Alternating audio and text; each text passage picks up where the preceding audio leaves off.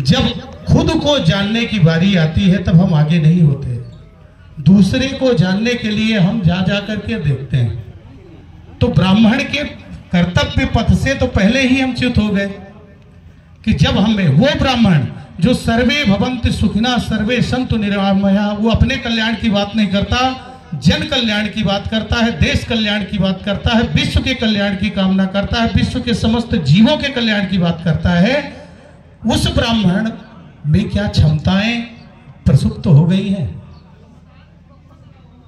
और यदि हुई तो क्यों हुई? ये प्रश्न है, विचारनी है, हम सबको विचार करना चाहिए। मैं कोई आदर्श वाक्य नहीं बोलने वाला, मैं कोई सुझाव देने वाला नहीं हूं, सिर्फ आप सबसे यही प्रार्थना करता हूं कि इसमें आत्ममंथन की जरूरत है। संख्या बल हमारा कैसे बढ़ेगा ये महत्वपूर्ण नहीं है, हम जितने लोग आए हैं, हम जितने लोग यहाँ पर उपस्थित हैं, हम स्वयं को जागृत करके कितने लोगों को जगा सकते हैं, ये हमारी क्षमता पर निर्भर है। आज है किसी चीज की, समाज को किसी विषय वस्तु की जरूरत है तो पहले खुद जानिए और फिर दूसरे को जानने के लिए प्रेरित करिए। मैंने एक बहुत ही अच्छे संत थे हमारे परम पूज्य महाराज जी के शिष्य बच्चा महाराज जी, उनके पास उन्होंने एक कविताओं के माध्यम से, कहानियों के माध्यम से वो अध्यात्म को चरितार्थ किया करते थे, अध्यात्म बताते थे। पढ़े लिखे नहीं थे, प्रातः स्मरणी परम पूज्य गुरुदेव भगवान की असीम अनुकंपा थी जिससे उनकी ब्रह्म विद्या जागृत हुई और वो स्वयं मोक्ष की स्थिति में हुए और दूसरे के तारने की क्षमता भी उनमें आ गई।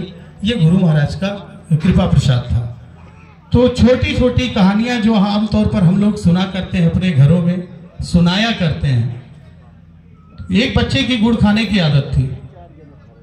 अब उसकी माँ लेके महाराज के पास बार बार आया करे कि महाराज जी कुछ आशीर्वाद दे दीजिए, बच्चा गुड़ खा रहा है और ये गुड़ इसके पेट में कीड़े उत्पन्न करता है, नुकसान करता है, ये मतलब रोग से ग्रसित हो रहा है। तो महाराज बोले तुम 15 दिन बाद आना। अब 15 दिन बाद वो फिर से लेके आई।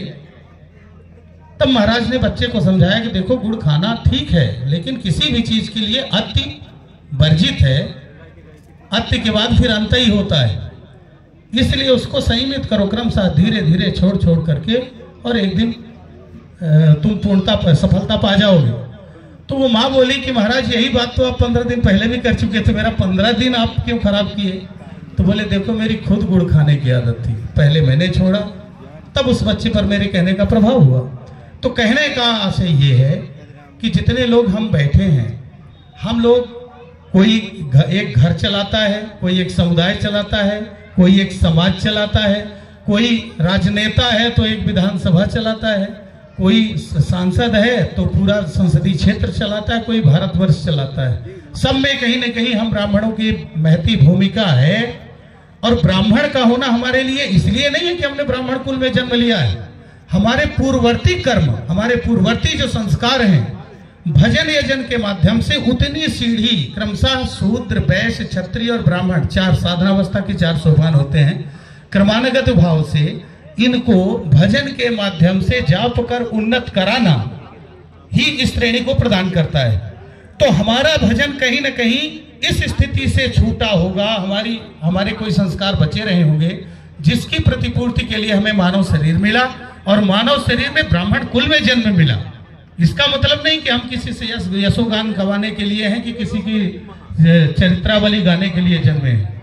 हमारा एक मार्ग था, उस मार्ग पर हमारी कोई वृत्तियां जागृत हुई जिसके कारण फलस्वरूप हमारा शरीर पूरा हो गया, परंतु वो वृत्ति मन में बनी रही और भजन यजन के माध्यम से उसकी पूर्ति पर्यंत की दूरी तय कराने के लिए हमें फिर से ब्राह्मण कुल में, मानव तन और ब्राह्मण कुल में जन्म मिला। तो हमारे भी कुछ अधिकार जब दिए जाते हैं तो उसके साथ कुछ कर्तव्य भी होते हैं। तो हमारा सबसे पहला कर्तव्य ये है कि हम स्वतः को जानें, और जब ये हमें लगने लगे कि हम थोड़ा थोड़ा अपने आप को जान रहे हैं